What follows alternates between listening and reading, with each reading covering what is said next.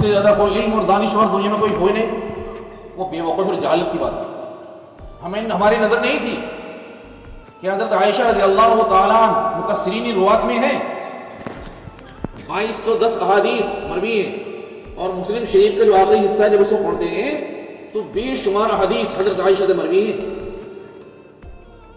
اور حضرت ام حبیبہ رضی اللہ تعالیٰ، ام حکیم، حضرت عائشہ، حضرت خدیجہ، ام حبیبہ رضی اللہ تعالیٰ، یہ تمام ازواج مطہرات سے تمام روایت مروی ہیں، اور اتنا علوم کا اتنا بڑا ذخیرہ ہے کہ اگر وہ ذخیرہ نہ ہوتا تو شاید ہم گمراہ ہو جاتے۔ حضرت عائشہ رضی اللہ تعالیٰ بیٹھتی تھی اور بغداد سے لوگ سفر کر کے آتے تھے، عائشہ، امی عائشہ، اس مسئلے میں نبی کی کیا رائے ہے، وہ فتویٰ دیا کرتی تھی۔ حضرت ابن عباس رضی اللہ تعالیٰ بیٹھتے تھے، کسی مسئلے میں جھگڑا ہو گیا تو حضرت ابن عمر تشریف لائیں اور حضرت عباس تشریف لائیں، عائشہ اس مسئلے میں یہ مسئلہ کیا ہے؟ اللہ کے رسول حضرت عائشہ نے فرمایا، عمر ذرا سنجیدگی سے کام لو، یہ نہیں ہے جو آپ سمجھنا چاہتے ہو، یہ تو وقتی طور پر نبی نے فرما دیا تھا، مگر حقیقت اس کی یہ ہے۔ تو ایک نقصان یہ ہو گیا ہے کہ ہم نے اپنی ماں بہنوں کو پس کچھ ڈال دیا۔ ہاں، ایم اے کرنے کے لیے، بی اے کرنے کے لیے، پروفیشنل بنانے کے لیے، آئی ایس کرنے کے لیے، اور وہ پائلٹ پڑھانے کے لیے تو کوئی نقصان نہیں، اس میں کوئی خرابی نہیں۔ ہاں جی، بڑی ہو گئی بچی، مولوی صاحب، قاری عمران صاحب، ذرا اس کو جو ہے یہاں ایک پارا پڑھا دینا، کلمہ سکھا دینا، بس بڑی بچی ہو گئی۔ اب مدرسے کے لیے تو بچی بڑی ہو گئی ہے، اگلے روز اس کا ایڈمیشن نہر کی اس طرف ہو گیا، پھر وہاں سے فارغ ہوئی تو ہرپور پہنچ گئی، وہاں سے فارغ ہوئی تو وکاس نگر چلی گئی، وہاں سے فارغ ہو گئی تو دہرادون چلی گئی۔ وہاں حفاظت کے قلعے، محفوظ قلعے، ان کی نگاہوں میں انوارات اور برکات کا ظہور ہو رہا ہے، یہاں بدماشیاں تھی۔ یہ کیا ہوا؟ یہ ایک ذہن بنایا، یہ ذہن بنایا گیا جو بہت پراگندہ ذہن ہے۔ اللہ تعالیٰ ہماری حفاظت فرمائے۔ میں قاری عمران صاحب کو، اگرچہ دیر ہو گئی ہے اس کام میں، یہ شروع ہوا ہے، یہ بہت پہلے شروع ہو جانا چاہیے، خیر دیر سے شروع ہوا ہے تو کوئی مشکل بات نہیں ہے۔ جتنے لوگ یہاں بیٹھے ہیں اس پیغام کو محلے در محلے پہنچائیں اور ذہن بنائیں۔ مہینے میں یہاں ایک جوڑ ہو مستورات کا، حضرت مولانا انعام اللہ صاحب تشریف لائیں گے سہارنپور سے، نہیں ہوں گے تو مجھے حکم کریں گے، میں حاضر ہوں گا، میں نہیں ہوں گا تو کوئی اور آئے گا۔ ارے ہم بھی دنیا سے چلیں گے، سلسلہ نہیں رکے گا۔ یہاں عورتوں کا جوڑ ہونا چاہیے، نہ تو ماؤں بہنوں کو ذکر کا طریقہ سکھایا جاتا ہے، نہ مسائل سمجھائے جاتے ہیں۔ وہاں تو حضرت امام ابو حنیفہ رحمۃ اللہ علیہ پڑھا رہے ہیں اور پردے میں خاتون آتی ہیں، ایک چاقو لے کر آتی ہیں اور ایک سیب لے کر آتی ہیں اور رکھ دیتی ہیں اور کھڑی ہو جاتی ہیں۔ امام ابو حنیفہ کی فراست یہی تو ہے، وہ اتقوا فراست المومن فإنه ينظر بنور اللہ۔ امام ابو حنیفہ رحمۃ اللہ علیہ چاقو اٹھاتے ہیں اور سیب کو یوں تراش دیتے ہیں اور وہیں رکھ دیتے ہیں اور وہ آئی اٹھا کر چلی گئی۔ اللہ الصمد، کیا دانش مندی تھی، کیا عقل تھا۔ طلبہ کہنے لگے، امام صاحب یہ کیا چیزتا ہے، یہ کیا غور دھندہ ہے، ہماری سمجھ میں نہیں آیا۔ آپ تمہارے کام کی بات نہیں ہے، آپ پڑھو اور چلے جاؤ۔ لیکن بہت سے لوگ ضدی ہوتے ہیں، سر چڑھے ہوتے ہیں، ان کی باتیں بزرگ لوگ مانتے ہیں۔ فرمایا یہ بہن اپنا ایک خفیہ شرعی عذر کا مسئلہ پوچھنے آئی تھی، میں اب اس حال میں ہوں جیسا حال سیب کا ہے، میں کب پاک ہوں گی؟ امام ابو حنیفہ نے سیب چیر کر بتا دیا، اندر سے سیب بالکل صاف نکلا، جب تک تو اس حالت میں نہیں ہوگی تو پاک نہیں ہوگی۔ اللہ، کیا دماغ تھا، کیا ذہن تھا۔ یہ ہمارے ذہن میں سوچ نہیں ہے۔ ہم تو سوچتے ہیں مولوی صاحب نے میری بیٹی لکھنؤ پڑھنے کے لیے بھیج دی، اور یار کیسے ہیں مولوی صاحب، مولوی انعام اللہ صاحب گھر میں پڑھ رہے ہیں، لڑکی لکھنؤ پڑھ رہی ہے۔ یہ ہماری سوچ ہے، گندی سوچ، یہ پراگندہ سوچ ہے، ایسی گھناؤنی سوچ ہے، ایسی گھٹیا سوچ ہے کہ اس سے بری کوئی سوچ نہیں۔ ہمیں سامنے آنا پڑے گا، لڑکیوں کا جو حقوق ہیں وہ دینے پڑیں گے۔ وہ زمین جائیداد والے بعد میں ہیں، کم از کم پہلا درجہ جو تعلیم کا ہے اس کو تو ہم دے دیں اپنی ماں بہنوں۔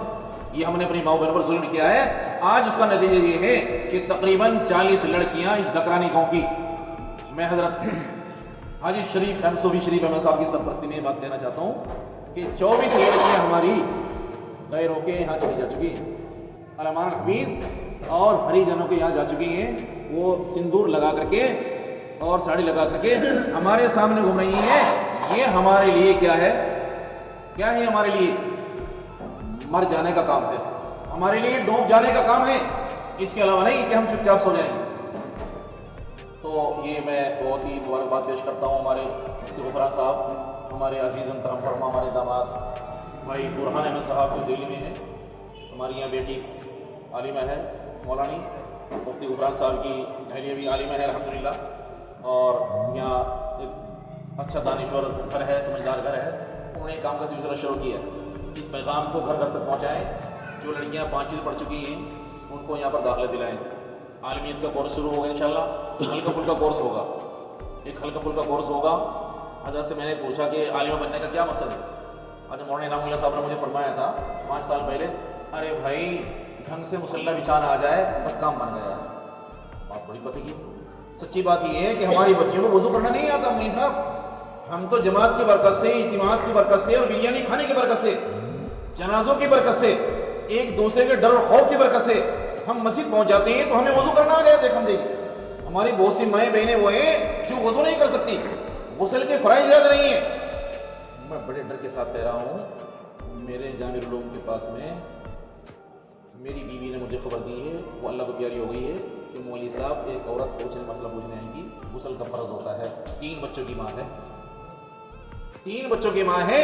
اس نے کہا میں نے 3 بچے جنم دیے، لیکن مجھے معلوم نہیں کہ کیا بچے کی پیدائش کے بعد غسل بھی کرنا پڑتا ہے۔ میں تو صرف نیچے کا حصہ دھل لیتی ہوں اور پاک ہو جاتی ہوں، میں نے آج تک غسل کا طریقہ بھی نہیں سیکھا۔ مجھے رونا پڑا، میرے سے 1 کلومیٹر دور کی فاصلہ ہے۔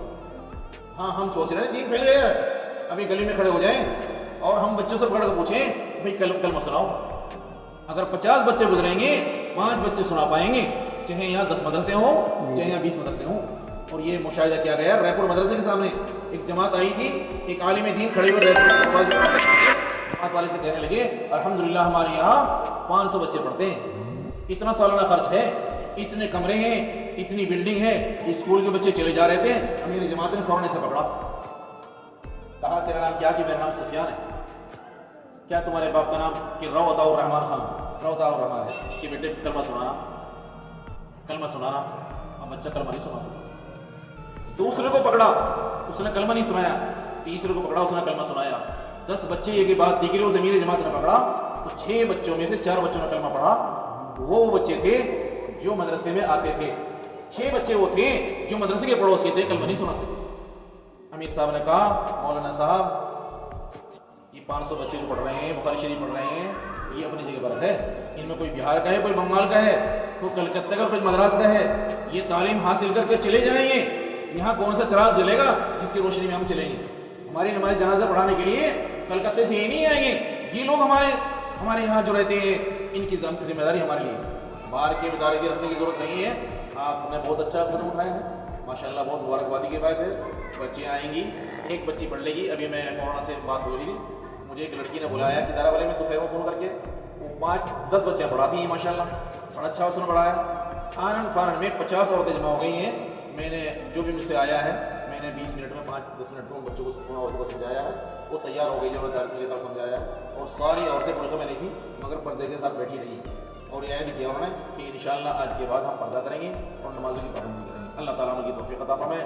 میں مبارکباد پیش کرتا ہوں اپنے قاری عمران صاحب کو، صفی شریف احمد صاحب کو، اور ہمارے بڑے بیٹے مفتی غفران صاحب کو، انہوں نے قدم اٹھایا ہے اگرچہ دیر میں ہے۔ اللہ تعالیٰ سب راہوں کی توفیق